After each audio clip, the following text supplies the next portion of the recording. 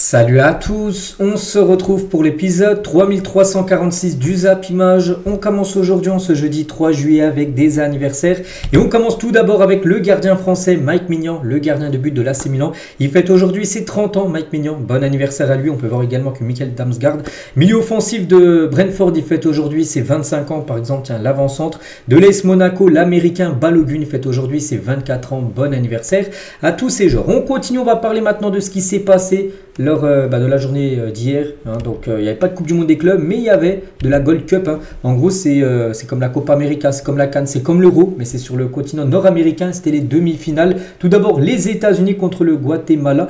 Et c'est les États-Unis qui se sont imposés 2-1 grâce à Luna qui a marqué le doublé. 4e et 15e minute de jeu. Donc du coup, les États-Unis accèdent à la finale de cette Gold Cup. Donc félicitations à cette équipe. Donc voici les statistiques de la partie. Bon, je ne vais pas regarder le match, mais voilà, on peut voir qu'ils ont eu moins de tirs, mais plus de tirs cadrés. Du coup, ceux qui font la bonne opération en s'imposant. Et l'autre demi-finale, c'est entre le Mexique et le Honduras. Et c'est les Mexicains qui se sont imposés 1-0 grâce à Jiménez, l'unique buteur du match à la 50e minute de la partie. Du coup, le Mexique qui a dominé Honduras, les gars, se qualifie également pour la finale de cette Gold Cup. Et du coup, ça sera États-Unis-Mexique. Bon, c'est souvent ça. Bon, il y a des fois le Canada aussi qui arrive à accéder bien sûr à cette finale, mais là ça sera entre ces deux équipes. Il y a deux équipes qui organiseront, mais pas l'année prochaine à la Coupe du Monde. Donc la finale là a lieu le week-end qui arrive. On continue, donc nous on revient maintenant en Europe. On va parler de l'Euro féminin. Oui, parce que ça a commencé hier avec deux rencontres. Et tout d'abord l'équipe suisse. N'oubliez pas que cet Euro se déroule en Suisse. Donc la Suisse contre la Norvège. Et ça commence mal pour les Suisses. Pourtant elle menait 1-0 grâce à Riensen à la 28e minute de jeu. Mais elles ont perdu 2-1 face à la Norvège. Donc voici les statistiques. Elles ont beaucoup plus tiré, les Suisses. Plus de 17 tirs, 7 tirs cadrés. Il y a eu quand même 6 arrêts de la gardienne norvégienne. Et côté norvégienne, très efficace. 3 tirs cadrés de but. Voilà, donc il faut être efficace dans le football. Et c'est les Norvégiennes du coup qui font déjà la très bonne opération en s'imposant pour ce premier match. Donc dommage pour ces Suissaises qui étaient en plus devant leur public. Il y avait quand même 34 063 supporters. C'est pas mal pour un match de l'Euro féminin. Une grosse affluence record en Suisse le jour de l'ouverture de cet Euro. Mais ça n'a pas suffi, elles ont perdu ce premier match. Et l'autre rencontre, c'était entre l'Islande et la Finlande. Et c'est les Finlandaises qui se sont imposées grâce à Kosola à la 70e minute de jeu. Donc parfait pour elles aussi, s'imposent. Et du coup, ce groupe A, donc la Norvège et la Finlande en tête. Donc la Suisse et l'Islande dernière. Donc c'est, n'oubliez pas les deux premières qui se qualifient pour les matchs après élimination directe. Aujourd'hui au programme, c'est le groupe B. C'est quand même des grosses équipes, les gars. Donc il y a quand même dans ce groupe B l'Espagne, le Portugal, la Belgique et l'Italie. Voilà, donc c'est un énorme groupe. Donc tout d'abord à 18h française, donc il y aura un Belgique-Italie tout à l'heure. Et à 21h ce soir, l'Espagne contre le Portugal féminin. Donc à noter que les Espagnols sont quand même les favorites. Elles ont gagné la dernière Coupe du Monde. Donc là oui, c'est de l'Euro. Mais voilà, c'est une redoutable équipe, bien sûr, l'Espagne. Donc voilà, ce soir, ce sera contre le Portugal. On parlera bien sûr de ces deux rencontres demain. Et concernant cet Euro féminin, donc 2025, frappe déjà fort. Donc 600 000 billets ont déjà été coulés sur 677 000 disponibles. Voilà, donc il y a beaucoup de monde qui va dans les stades, la preuve. Donc plus de 128 millions de recettes attendues. Donc 7 sélectionneuses sur les 16 équipes en lice. Sinon le reste c'est des sélectionneurs, donc des hommes. Il y a quand même 7 femmes qui dirigent, on va dire, des équipes féminines. Et le football féminin bientôt dans le top 5 mondial des sports les plus suivis. Ça c'est pas mal. Ça prend de l'ampleur. Il y a de plus en plus de filles qui s'intéressent au football et tant mieux. Parce que oui, le foot c'est pas seulement un sport d'hommes, c'est un sport également de femmes. Et ça fait plaisir bien sûr que ça prend de l'ampleur, cet Euro féminin. Et concernant l'équipe de France, donc elles joueront leur premier match, ce sera samedi 21h contre l'Angleterre. Et Elisa De Elmada, donc une joueuse de l'équipe de France, fixe l'objectif pour l'Euro 2025. Elle a dit gagner un titre avec les Bleus, ça serait bien sûr le summum. Vu notre effectif, il y a de la pression, les gens attendent ce titre, mais c'est une bonne pression. Ça montre aussi que les Français s'intéressent au foot féminin. Voilà. Donc on leur souhaite bonne chance, parce que c'est que les Françaises ont du mal comme à remporter des trophées. Je ne sais même pas si on a déjà gagné un trophée dans leur histoire. Voilà, on leur souhaitera un maximum de chance bien sûr pour 7 euros. Et concernant toujours ce match d'avenir contre l'Angleterre samedi soir, donc Mbok, donc la capitaine quand même de l'équipe de France, touche au mollet droit, est incertaine pour le premier match. Ça sera un coup dur bien sûr pour l'équipe de France féminin. Donc voilà ce qu'il y a à dire sur 7 euros. On en reparlera bien sûr tous les jours avec les rencontres. On continue, donc nous on rebascule cette fois-ci sur la Coupe du Monde des clubs. Donc hier il n'y a plus de match, il n'y a pas non plus de match aujourd'hui, ça reprend demain vendredi. Voici le programme, on peut voir à partir des quarts de finale, donc vendredi 4 juillet, donc demain soir 21h, Fluminense contre Al Hilal. Ensuite le samedi 5 juillet, donc dans la nuit de vendredi un samedi à 3 h du matin, ça sera Palmeiras-Chelsea. Là, on connaîtra la première affiche des demi-finales. Et ensuite, le samedi 18 h, le PSG contre le Bayern. Et le samedi 22 h, le Real Madrid contre Dortmund. Voilà, donc les demi-finales auront lieu une le mardi, une le mercredi. Donc par exemple, si Paris se qualifie, ça sera le mercredi. Voilà, puis la grande finale aura lieu le dimanche 13 juillet, dans 10 jours, jour pour jour, ce sera 21 h française, cette finale de la Coupe du Monde des clubs. Et concernant les 4 quarts de finale, donc sont les probabilités qui pourraient passer, voici en gros ce qui est sorti. Donc le Real Madrid a 60% de chance de passer contre 40 pour Dortmund. Concernant le PSG et le Bayern, bien sûr un match très serré, donc ce serait le PSG qui serait un peu plus favori par rapport au Bayern, 58% pour le PSG, 42% pour le Bayern. Du côté Chelsea contre Palmeiras serait plutôt Chelsea, on a 3 chances sur 4 de voir Chelsea passer, enfin 75% pour Chelsea. Et sinon, Al Hilal a plus de chances de passer que Fluminense avec 60%. Après, c'est seulement des pourcentages, des probabilités. La vérité, vous savez, se passe sur le terrain. Et concernant le match qui est peut-être le plus serré, le PSG, bien sûr, contre le Bayern et Leon Goretzka. Donc, n'a pas peur d'affronter le PSG. Il a dit, ils ont le vent en poupe, bien sûr. Le PSG qui a gagné la LDC. C'est une bonne équipe qui a été très dominante en Ligue des Champions. Malgré tout, nous les avons déjà battus une fois cette année, c'est vrai. C'était en novembre dernier et le Bayern avait infligé une défaite au Paris Saint-Germain 1-0. Donc voilà, lui il n'a pas du tout peur d'affronter l'équipe parisienne, bien sûr le milieu allemand. Toujours avec cette Coupe du Monde des clubs officielle, l'équipe de la semaine en Coupe du Monde des clubs en gros c'est les huitièmes de finale. Voilà, tous les matchs qui ont été joués. Donc voici la meilleure équipe des huitièmes de finale. Donc bien sûr Bono a réalisé un match exceptionnel contre City, il est présent dedans. On peut voir Reece James ou même Cole Palmer avec Chelsea qui ont été très bons face au Benfica. On peut voir deux Parisiens, Hakimi et João Neves, un Neves doublé contre l'Inter Miami et Hakimi avait été aussi buteur. On peut voir Gonzalo Garcia, buteur avec le Real Madrid, Guirassy double buteur, il est présent dedans, ou par exemple Koulibaly aussi qui a été buteur avec Al Hilal contre Manchester City, ou même Thiago Silva, même Harry Kane. Voilà, pour être complet bien sûr sur cette équipe et Richard Rios en plein milieu de terrain du côté de Palmeiras. Toujours sur cette Coupe du Monde des clubs, donc sur Instagram, João Cancelo a partagé une image émue de lui après la victoire d'Al Hilal contre City avec un message inspirant. Donc n'oublie jamais tes racines, la vie c'est ce que tu es et ne sera jamais ce que les gens pensent de toi. N'oublie pas qu'il a éliminé l'équipe de City, son ancien club, il jouait à City à l'époque, bien sûr João Cancelo, mais là avec son nouveau club de Al Hilal, donc il a fait mal à son ancien club bien sûr, Cancelo. Et toujours avec Al Hilal, voilà, qui va jouer Al Hilal contre cette équipe Fluminense pour les quarts de finale. Donc un transfert incroyable en Arabie Saoudite. Donc Hamdallah quitte Al-Shaba pour rejoindre Al Hilal en prêt le temps de la Coupe du Monde des clubs. En gros, il reste un match là. Enfin, il peut en rester plus, mais pour l'instant, il y a un match. Peut-être qu'il va être prêté seulement pour un match. Oui. Donc avec les blessures de Mitrovic et de Salem El Dawassari. Donc le buteur marocain, donc l'un des joueurs les plus emblématiques de la Saudi Pro League, ce joueur-là, Hamdallah, viendra renforcer l'attaque d'Al Hilal jusqu'à la fin du tournoi. Donc ça peut être un match s'ils se font éliminer. Ça peut être jusqu'à la finale. Ça sera soit 1, 2, voire 3 matchs. Parce qu'il reste peut-être 3 matchs max si Al Hilal va en finale. Mais voilà, ça se peut qu'il vienne juste pour un match. Puis après, il retourne dans son club d'Al-Shabaab. C'est officiel, ça a été fait. Le transfert de ce joueur, parce qu'actuellement, il y a 2 blessés. Mitrovic et El Dawassari qui sont blessés du côté d'Al Hilal. Il leur fallait un nouveau numéro 9. Ils l'ont recruté, il n'y a pas de problème d'argent là-bas du côté de Al Hilal. Toujours avec cette Coupe du Monde des clubs, on va parler de Youssef Bellali. Donc lui c'est fini la Coupe du Monde des clubs, il jouait à l'Espérance de Tunis, ils ont été éliminés en phase de poule. Donc on a appris qu'il a été placé en garde à vue après une altercation survenue dans l'avion qui le ramenait de la Coupe du Monde des clubs. Qu'est-ce qui s'est passé? L'international algérien a été arrêté lors de son escale à l'aéroport de Roissy-Charles de Gaulle à Paris pour avoir refusé d'attacher la ceinture de sécurité de son fils.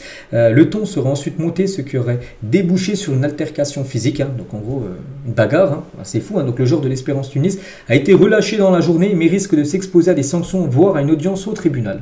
Voilà des nouvelles de Youssef Bellali. On continue les gars avec toute autre chose. Voici la une du journal L'équipe aujourd'hui. Donc ça parle d'un Giroud, ça parle aussi d'un Dembélé. Un Dembélé avec vue sur le Ballon d'Or. Le Ballon d'Or qui sera décerné le 22 septembre prochain. On sait que Dembélé a des chances de le remporter. Mais nous, ce qui nous intéresse aujourd'hui, c'est Giroud qui fait la une de ce journal. Donc un petit truc en plus. Donc le recordman des buts en équipe de France 57 a exprimé donc hier son bonheur de rejoindre le LOSC à 38 ans. Il a tenu à rassurer sur son état physique et entend tenir un rôle de grand frère auprès de ses nouveaux coéquipiers, parce que je crois que ce sera le joueur le plus vieux du côté de Lille, je n'ai pas un joueur plus vieux, enfin en tête du côté du LOSC, donc il va arriver en mode grand frère, et il a dit, c'est une chance, il y a un défi incroyable pour moi, je n'arrive pas comme le Messi, Giroud sur ce retour en Ligue 1, il a dit, je suis heureux de revenir, je sais qu'il y aura une grande attente autour de moi, je viens avec mon vécu, ma carrière, je connais ce rôle d'être là pour les plus jeunes, sur le terrain, sur le banc, dans la vie de tous les jours, voilà, il va ramener aussi son leadership, bien sûr, quelqu'un qui a gagné beaucoup de trophées, bien sûr, sûr dans sa carrière, Giroud. Hein. Donc c'est génial de pouvoir recroiser Paul Pogba en Ligue 1. Donc c'est bien pour le championnat d'avoir des internationaux, anciens internationaux qui considèrent de revenir dans ce championnat qui est attractif, plaisant. Hein. Voilà, avec ces 2 champions du monde 2018, 2 retours en Ligue 1. Et l'équipe de France, pour lui, il a dit, hein, je n'y pense pas, je n'y pense plus. Hein, voilà, il sait que la page est tournée, il a pris sa retraite internationale. Donc il assure hein, qu'il ne reviendra pas en équipe de France. Il a dit, j'ai eu un hommage extraordinaire en mars dernier qui m'a touché, ému. Hein. J'ai fermé la page, ça a été des années extraordinaires. Maintenant, il faut vraiment laisser la place aux jeunes du côté des Bleus. Donc je n'ai pas cet objectif en tête, hein, c'est derrière moi. Même si je suis le premier supporter de l'équipe de France, mais revenir en bleu, pour lui, c'est... Voilà, ça sera non. De toute façon, Deschamps ne pense pas qu'il va vouloir le faire revenir. Mais voilà, il a tourné la page. Maintenant, il va soutenir, bien sûr, et supporter l'équipe de France. Hein. Et toujours avec Giroud. Donc, il a parlé avec Eden Hazard où les deux ont pu gagner. Hein, c'était l'Europa League il y a quelques années à Chelsea. Il a dit, Eden Hazard m'a dit beaucoup de bien de ce club. Parce que Hazard, bien sûr, jouait à Lille hein, également dans le passé. Et toujours, tiens, avec le LOSC. Hein, et c'est officiel, le LOSC dévoile son nouveau maillot extérieur pour cette saison. Donc, voilà, très beau maillot. Donc, le maillot domicile a déjà été dévoilé. Hein. C'est un maillot rouge. Hein.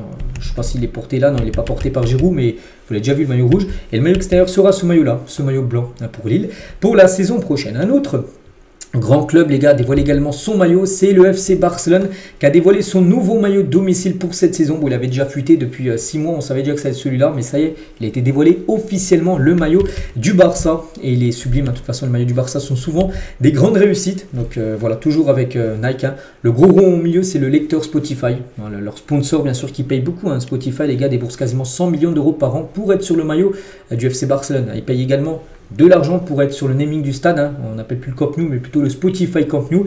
Donc tout ça, il faut que le Barça récupère beaucoup d'argent avec Spotify. Bref, donc voici ce maillot hein, du FC Barcelone et il se vend bien les gars, il se vend même très très bien.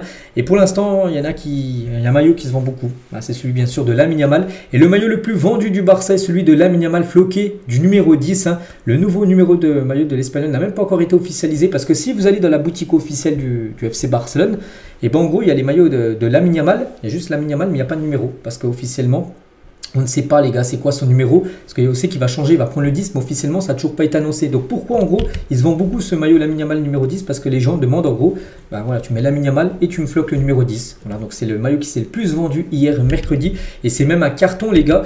Donc le Barça bat son record de vente de maillots sur une seule journée, donc à 13 h hier mercredi quand ils ont annoncé en gros l'annonce du nouveau maillot je sais pas, à 9 h hein, le mercredi. Donc à 13 h, hein, le club catalan avait déjà dépassé son record de vente en une journée, alors qu'il était seulement 13 h. Hein, ils ont encore beaucoup vendu hier après-midi. Donc grâce à l'engouement autour du maillot de la saison prochaine, et surtout ce maillot Lamine Yamal, hein, c'est aussi marketing. Hein, Lamine Yamal avait le 19, il passe au 10. C'est le 10, c'est un maillot un numéro emblématique. Donc ça se vend très très bien hein, du côté du Barça. Ça c'est une très bonne nouvelle pour les caisses du club. Et oui, la preuve, hein, parce que le Barça revient à la règle du 1 sur 1, du fair play financier. C'est quoi la règle du 1 sur 1? Donc c'est dire si tu... je sais pas, tu rentres, on va dire 1 million d'euros, tu as le droit de débourser 1 million d'euros. Vous avez compris, en gros, ce que tu rentres la somme, tu as le droit après de la débourser. Parce qu'avant, le Barça ne pouvait pas. Hein, il pouvait, par exemple, débourser peut-être 1 million d'euros, mais il devait rentrer beaucoup plus. Voilà, donc là, maintenant c'est 1 sur 1. Voilà. Donc Javier Tebas l'a confirmé à Juan Laporta. Donc le club a redressé sa situation financière et retrouve une liberté totale sur le marché des transferts sans restriction particulière. Et ça, c'est une très bonne nouvelle. Le Barça est actuellement dans le vert hein, pour le fair play financier, tout ça. Alors que le Barça, il y a 4-5 ans, était dans le rouge total hein, par rapport à Bartomeu, l'ancien président, qui avait fait un petit peu n'importe quoi avec les finances du club. Et Laporta, depuis qu'il est arrivé, chaque année, il a épongé les dettes du Barça. Et maintenant, ça va beaucoup mieux. Voilà, ça va beaucoup mieux. Donc ça, c'est une très bonne nouvelle, bien sûr, pour le Barça qui pourra maintenant recruter bien sûr des joueurs, il n'y a pas de souci. Bon, ils ont déjà recruté des joueurs, maintenant il y aura moins de soucis. Et Nico Williams, ce joueur qui devrait débarquer. Donc Nico Williams va bien rejoindre le Barça 150%. Voilà, c'est Gérard Romero, donc c'est un streamer espagnol très bien renseigné sur le FC Barcelone. Donc il a dit le Barça travaillera pour boucler le transfert de l'Espagnol dans les prochaines heures. Et on parle beaucoup de cette date de demain. En gros, le Barça devrait payer la clause libératoire de Nico Williams dès vendredi demain. Donc voilà, rien à rajouter les gars, Nico Williams a de fortes chances de rejoindre le FC Barcelone. Et le Barça c'est pas fini, hein, comme je dis, ça a beaucoup mieux niveau finance. Et Denzel Dumfries hein, dispose d'une clause libératoire de 25 millions d'euros jusqu'à mi-juillet. Donc le Barça a montré un intérêt au cours des derniers mois, mais aucune approche concrète n'a encore été faite d'après Fabrizio Romano. Mais le Barça suit hein, ce joueur qui a fait beaucoup de mal, hein, on se souvient au FC Barcelone, enfin surtout en demi-finale. En demi, je crois qu'il avait été très bon lors des 2 matchs. Hein. Donc le Barça surveille énormément le latéral néerlandais. Et toujours du du côté de Barcelone. Hein. Donc le Barça ferme la porte à un départ de 2 de ses joueurs. Donc Fermín López et Eric Garcia, c'est des joueurs, en gros, ils sont jugés essentiels par Flick. Donc en gros, il faudrait à part une offre où tu peux pas refuser, hein, bien sûr, une offre que tu es obligé d'accepter, bien sûr. Les deux devraient rester. Hein. Du côté du FC Barcelone, et concernant Eric Garcia, il pourrait même prolonger son contrat. Donc voilà ce qu'il y a à dire, hein, sur l'équipe du FC Barcelone. Pas mal de grosses infos aujourd'hui. On continue avec on est en Espagne avec un autre espagnol. Tiens, c'est Alex Banea. Ça, c'est officiel. Les gars, ils quittent Villarreal et rejoint l'Atlético Madrid, 5 milieux de terrain. L'Atlético débourse comme 50 millions d'euros avec les bonus, hein, pour s'offrir, hein, ce joueur qui rejoint bien sûr les Colchoneros. Tiens, d'autres transferts officiels, il y en a quelques-uns là à vous dévoiler.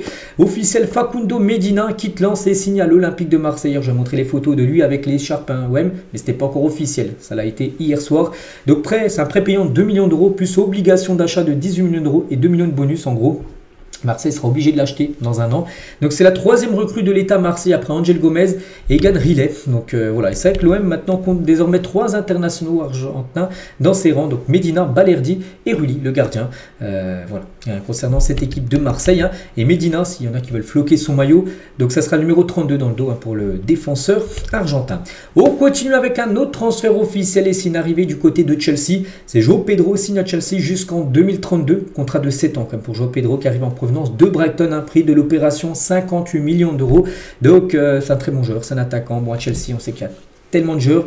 Là, ils ont fait João Pedro, il y a aussi Jimmy Gittens, hein, qui va arriver en provenance de, de Dortmund. Il vise également Mohamed Kudus, il vise également plein d'autres joueurs, hein, bien sûr Chelsea. Mais voilà, João Pedro, c'est officiel.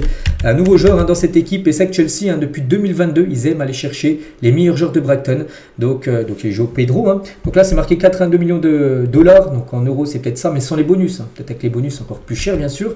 Et Mosquet Cedo, qu'ils avaient payé 146 millions de dollars, ce qui fait à peu près 130 millions d'euros, hein, on se souvient. Robert Sanchez, Graham Potter, hein, et son staff, le coach, hein, et Marc Cucurella qu'ils a acheté quasiment 50 millions d'euros il y a quelques années en provenance de Brighton. Hein, donc Chelsea adore, hein, cette équipe de Brighton. Tiens, en parlant de Brighton, cette fois-ci une arrivée et c'est officiel, c'est Olivier Boscagli rejoint librement Brighton. Je crois que c'est un joueur qui jouait du côté du PSV, enfin aux Pays-Bas, je crois que c'est au PSV. Et ben il est en fin de contrat, hein, son contrat il est en 30 juin, donc il rejoint gratuitement cette équipe de Brighton.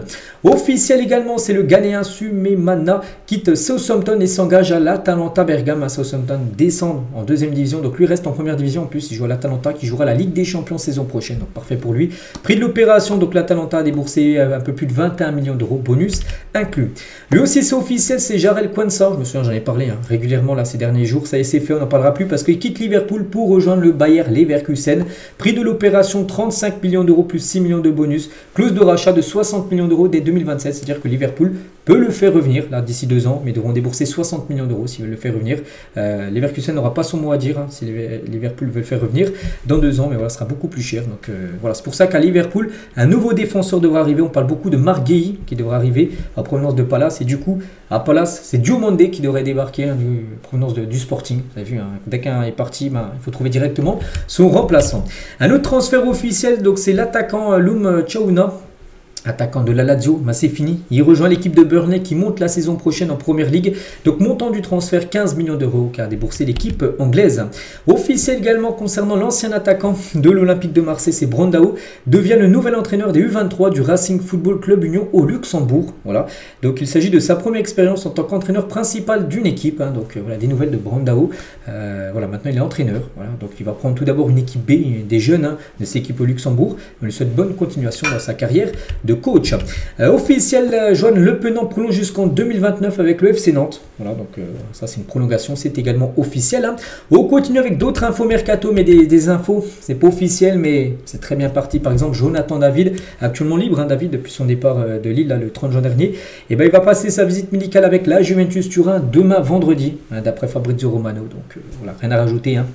Il va débarquer à la Juve normalement si tout est ok pour sa visite médicale, donc il touchera une belle prime à la signature vu qu'il va arriver libre. Il touchera, je pense aussi, un beau salaire. Et c'est qu'à la Juventus Turin, les gars, on pense qu'ils vont être très actifs, hein, et surtout au niveau attaquant. On parle de David, on parle également de Victor Osimhen. Donc la Juve va s'attaquer à Victor Osimhen après la signature de David. Voilà, David normalement ça fera une main, et après objectif Victor Osimhen, voilà, un autre attaquant. Toujours avec les attaquants à la Juve, hein. Donc la Juve pousse aussi pour un prêt avec option d'achat pour Randal Colomoni qui est prêté, hein, cette saison par le PSG à la Juve. Il souhaite le conserver, donc le PSG n'est pas ouvert à cette proposition. Le PSG préférait toujours le prêter, il n'y a pas de souci, mais avec une option d'achat obligatoire, c'est-à-dire qu'il sera obligé de l'acheter que en gros ils aimeraient seulement inclure une option d'achat, c'est-à-dire qu'ils auront encore le choix, oui ou non, de l'acheter en 2026. Imaginez s'il reste à la Juve, ça fera. Et si Osimhen et David Villa, ça fera comme 3 attaquants. C'est pas fini les gars. La Juve s'est renseignée aussi sur la situation de Marcus Thuram, attaquant de l'Inter. On sait jamais, il pourrait peut-être partir. Imaginez s'il débarque à la Juve, hein, ça peut faire beaucoup d'attaquants. Et un autre, bon c'est pas non plus un attaquant, mais c'est un joueur offensif, c'est Sancho aussi. La Juventus a appelé Manchester United pour Jadon Sancho. Le Fenerbahçe est hors course pour l'anglais. La vieille dame a pris contact avec l'attaquant des Red Devils pour discuter des conditions d'un accord. Voilà, donc... ils vont pas tous venir, hein, bien sûr, du côté de la Juve. Bon, il y en a que c'est quasiment fait comme David. Mais il y a des chances, bien sûr, qu'il y a peut-être 2 ou 3 noms là, qui débarquent du côté de la Juve. Hein. Voilà, la Juve, les gars, veut retrouver de sa splendide parce que c'est que depuis quelques années, la Juve, c'est quand même très compliqué niveau résultat. On continue avec d'autres infos. Donc Liverpool a refusé une offre du Bayern Munich pour Luis Diaz. Hein. Le club anglais, désolé, considère son attaquant comme un élément clé de l'équipe. Voilà. Bon, après, il peut toujours être transféré, mais il faudra une très très grosse offre du Bayern pour s'offrir le joueur colombien. Des nouvelles également de Marco Asensio qui est revenu au PSG. Il était prêt à Aston Villa. Et c'est le Fenerbahçe qui a fait une offre au PSG pour Marco Asensio. Le club turc a proposé 15 millions d'euros pour l'Espagnol prêt à Aston Villa la saison dernière. Donc Mourinho veut le convaincre de venir. Et surtout, on pense que Paris pourra accepter. Surtout, il ne reste plus qu'un an de contrat. Donc autant le vendre là que le vendre pour rien du tout. Le perdre libre l'année prochaine. Donc voilà, 15 millions d'euros que pourrait peut-être récupérer le PSG en vendant Marco Asensio. Concernant l'Atlético Madrid, va formuler une offre pour Christian Romero. N'oubliez pas, élu meilleur joueur de l'Europa League saison dernière, un défenseur Tottenham. Donc le club espagnol offre 70 millions d'euros, donc 55 plus 15 millions de bonus pour le défenseur argentin. Priorité de Diego Simeone en défense. On sait que l'Atlético en défense, c'est pas trop ça. Le joueur est séduit par le projet madrilène. Voilà. Où il pourrait jouer également la Ligue des Champions. Il a joué avec Tottenham, mais il peut la jouer également à l'Atlético. Donc voilà, un transfert aussi qui pourrait se faire prochainement. Accord trouvé entre Trabzonspor et le LOSC pour le transfert d'Alan Virginus. Un montant de l'opération 3 millions d'euros. L'attaquant français doit encore prendre sa décision s'il accepte bien sûr de rejoindre l'équipe turque de Trabzonspor. Concernant Eze, est ouvert un transfert vers Arsenal. Quand je parle de ce joueur, les gars, je sais que c'est un très très bon joueur et c'est un joueur, je pense, qui peut vraiment... Pourquoi je prends le mot, enfin la phrase souvent sous-côté? Parce que pour moi, les gars, c'est un joueur vraiment qui peut évoluer dans une top équipe. Et Arsenal, les gars, est un club bien sûr qui serait très intéressé. Lui aussi serait très intéressé pour rejoindre les Gunners. Noah Sadiki, donc à Sunderland, here we go, donc il quitte l'Union Saint-Gilloise. Bon, c'est pas encore officiel, mais il va quitter here we go et rejoindre le championnat de Première Ligue. Sunderland monte en PL. Donc montant du transfert 20 millions d'euros avec bonus. L'AS Roma était également intéressé par Georges Mikotadze, attaquant de Lyon. Donc la piste s'est réchauffée ces dernières heures avec les besoins de liquidité urgents de Lyon parce que Lyon doit récupérer 70 millions d'euros avant la semaine prochaine, parce que la semaine prochaine ils repassent devant la DNCG. Vous savez que ça sera le dernier, ils ont fait appel, donc ils repassent, il faut amener 70 millions d'euros. S'ils n'ont pas cette somme là, ils descendront en Ligue 2. Donc c'est pour ça qu'ils vont devoir vendre Lyon pour récupérer de l'argent. C'est pour ça que des joueurs comme Mikotadze pourraient être vendus dans l'urgence. Des nouvelles de Luis Suarez qui envisage la retraite, donc sous contrat jusqu'en décembre. L'Uruguayen ne prolongera pas avec l'Inter Miami. Tous les scénarios sont sur la table dans un possible clap de fin, ou peut-être continuer sa carrière, peut-être en Uruguay, j'en sais rien. Mais voilà, il est très très proche comme de la retraite. On a pu le voir comme qu'il est limité. On a pu le voir là lors du match contre le PSG. C'est plus du tout le même. Après, bien sûr, il a pris de l'âge. Luis Suarez.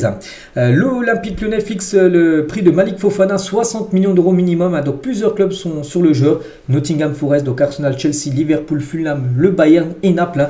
Donc, voilà. Comme j'ai dit, les gars, Lyon a besoin d'argent. On n'a pas de Mikotadze. On peut parler aussi de Malik Fofana qui pourrait être vendu, bien sûr. Imaginez s'il part 60 millions d'euros. Et voilà, ce serait pratiquement bon pour Lyon, on va dire, pour se maintenir en Ligue 1 saison prochaine. Et toujours avec Lyon, donc il pourrait vendre également Lucas Perry. Donc l'AS Monaco s'intéresse de près à Lucas Perry. Donc Lyon ne veut pas brader son gardien et attend au minimum 20 millions d'euros pour lâcher son gardien brésilien. En parlant toujours de gardien de but, on va parler de Marcin Bulka. Donc le gardien de Nice, donc il va bien signer son contrat avec Neom, donc il va signer un contrat de 4 ans du côté de cette équipe. Il va toucher un salaire de 10 millions d'euros par an, c'est quasiment, je ne sais pas combien de fois plus, je ne sais pas combien il touche à Nice, peut-être il va toucher peut-être 1,5 million à peu près, il va toucher 10 millions à l'année du côté de Neom. Marcin Bulka. Toujours avec les gardiens de but, donc le gardien Robin Risser attendu à Lens, donc Strasbourg et Lens on trouve un accord pour le transfert du gardien français Robin Risser ce mercredi. Donc hier l'international espoir est désormais attendu dans le nord de la France, là, dans les prochaines heures pour s'engager s'agit du côté du Racing Club de Lens. Des nouvelles également de Manchester United qui va intensifier son intérêt pour Ollie Watkins, donc attaquant d'Aston Villa, et Manchester le veut. Cette décision fait suite à l'échec sous le dossier Victor Gyökeres, parce que Gyökeres, qu'on va parler, je ne sais plus où il est, on va en parler un petit peu après, il va pas aller à Manchester, mais plutôt du côté d'Arsenal certainement. Donc c'est pour ça qu'il leur faut un nouveau numéro 9 à Manchester. Et Ollie Watkins a une priorité. Et aussi Bryan Mbeumo, les gars. Donc Manchester vont peut-être recruter 2 attaquants, donc Mbeumo et Ollie Watkins, parce que Manchester va préparer une 3e offre pour Bryan Mbeumo. Les 2 premières ont été refusées par l'équipe de Brentford. Et toujours à Manchester United, donc André Onana ne devrait pas quitter Manchester United cet été. Il devrait être conservé par l'équipe des Red Devils. On va parler du Fenerbahçe et prêt à mettre 25 millions d'euros pour Evan Guessant, donc attaquant ivoirien de l'OGC Nice. Donc Mourinho fait le forcing pour convaincre l'attaquant du gym. Donc Brighton et l'AS Roma sont également sur le dossier. C'est avec le Fenerbahçe un peu actif. Et ils sont sur Evan Guessant. On a parlé tout à l'heure de Marco Asensio. Il y a Milan Skriniar qui pourrait être conservé. Il y a également John Duran. John Duran qui devrait quitter Al Nasser pour revenir en Europe et du côté du Fenerbahçe. Donc voilà, le Fener, bien sûr, veut faire une belle équipe pour la saison prochaine. Il y a toujours en Turquie, on va parler d'Hakan Çalhanoğlu qui a été beaucoup critiqué par rapport au dernier match de l'Inter où ils sont fait éliminer à la Coupe du Monde des clubs. Il est déterminé à quitter l'Inter et il devrait, d'après nos infos, certainement aller au Galatasaray pour poursuivre sa carrière. Enrico, tiens, c'est Ciro Immobile, attaquant italien, va s'engager à Bologne, un contrat d'1 an plus une année supplémentaire en option. Lui qui jouait en Turquie, du côté du Beşiktaş. Il va revenir en Serie A. Lui qui a longtemps joué à la Lazio de Rome, bien sûr, Immobile, qui est une valeur sûre du championnat. Quand il est à la Lazio, il mettait à chaque fois au moins 20 buts par saison en Serie A, c'est sûr. Donc là, il va signer à Bologne. N'oublie pas que Bologne jouera l'Europa League. Ils ont gagné la Coupe d'Italie, donc ce qui leur permettra de jouer la Coupe d'Europe saison prochaine. Bournemouth vise Bafodé Diakité, donc défenseur français, pour remplacer Zarbarni. Le LOSC demande 35 millions d'euros pour céder son défenseur central. Voilà, parce que déjà, Bournemouth prépare déjà l'après Zarbarni qui pourrait et devrait rejoindre le Paris Saint-Germain. Tu vas parler de Gyökeres tout à l'heure, oui, parce qu'il n'ira pas à Manchester, parce qu'il devrait aller à Arsenal. Arsenal se rapproche d'un accord pour recruter Victor Gyökeres. On parle d'une somme aux alentours des 70 millions d'euros. Donc là aussi, bien sûr, Arsenal est en train de travailler avec les agents, bien sûr, de Gyökeres pour finaliser le deal.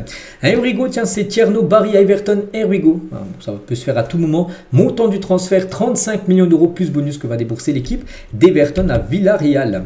Du côté de l'Olympique de Marseille, ça bouge également. Donc l'OM vise Timothy Weah et Sacha Boey pour son mercato d'été. Donc l'OM est au courant que la Juve souhaite se séparer de son attaquant Timothy Weah, qui aura besoin de temps de jeu dans la Coupe du Monde l'année prochaine avec les États-Unis, bien sûr.